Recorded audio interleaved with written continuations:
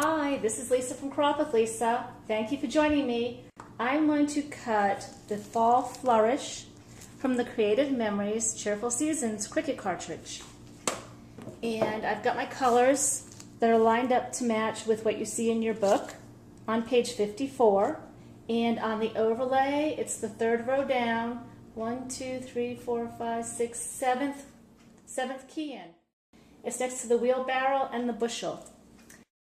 So this is looking like the shadow to me, which they have in green, and then they have a brown flourish on top with the little bird in two parts that sits on the branch. So you can see I have my mat loaded to do the shadow, the base, and then the bird. So let me go ahead and put this in my Cricut. I'm going to go ahead and hit load mat. Now I did the bushel video and those apples were a little bit small. So I'm going to go up to 3 inches and we'll see if it still fits on my paper. This is a 4x4 piece of green paper. So I'm going to go ahead and hit the Shift Flourish. I'm going to make sure the display matches what I think I see in the book. It looks pretty good. And I'm going to cut.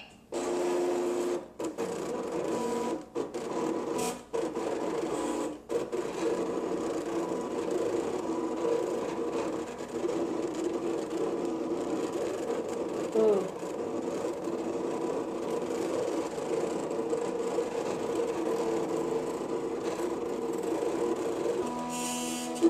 Okay, the flourish, cut at 3 inches on a 4x4 paper, is about a ½ inch too short.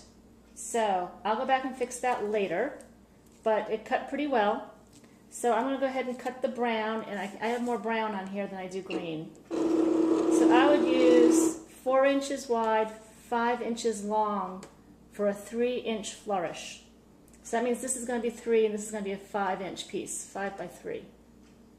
So I'm going to go ahead and cut the brown. I'm going to hit reset all and just the flourish key. They're calling it bird 2 on the screen. And that looks about right. So go ahead and cut.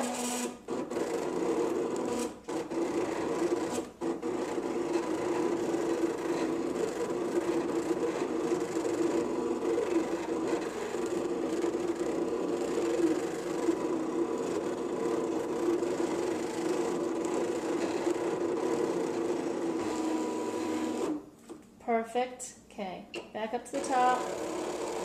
Looks like a great cut. I'm going to go to my red piece of paper. I'm expecting this cut to be very small because it's going to cut the bird and 3 dots to go on the brown. So I'm going to reset all. And this is a layer function. I'm going to hit the layer key. And then I'm going to hit Shift Bird 2, I'm calling it Shift Fall Flourish, but they call it Bird 2. Okay, and that's what I'm expecting. Go ahead and cut.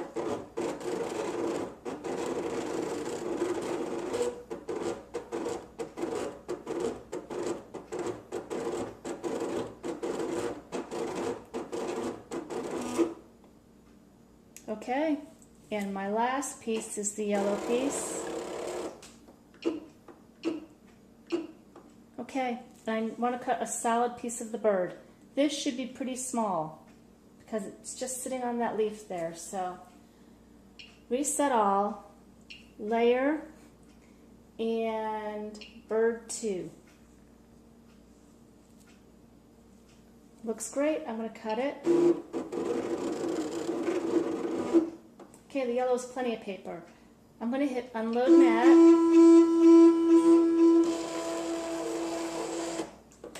And I'm going to take you down to my tabletop. And I found a piece of pink paper to use as a mat. Now I'm doing the shadow first.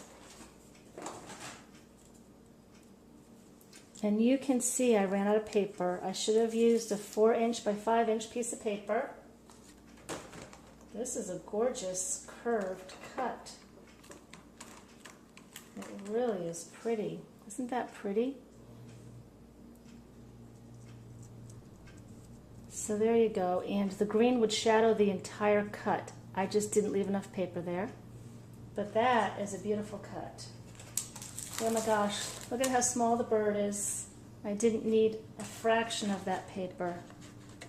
So let's hope, though, it looks like the bird cut pretty well. And these dots, now in the book you can see they're actually rings, but at 3 inches you're not going to get that ring effect. They're just going to look like dots. So you would have to cut this at a bigger, maybe 4 inches, 3.5, 4 inches, you would start seeing rings. Okay, and finally, a little birdie told me.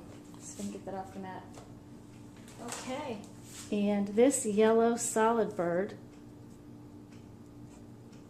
would go under the red. So the branch itself could go much smaller, but the bird you really couldn't, if you like that detail. And you would have to give up at 3 inches. You need to give up on the ring idea here. You're going to have a bunch of red dots. This was the green layer in the picture. This is the brown piece. And the red and the yellow. Well, thank you for joining me, and have a great day.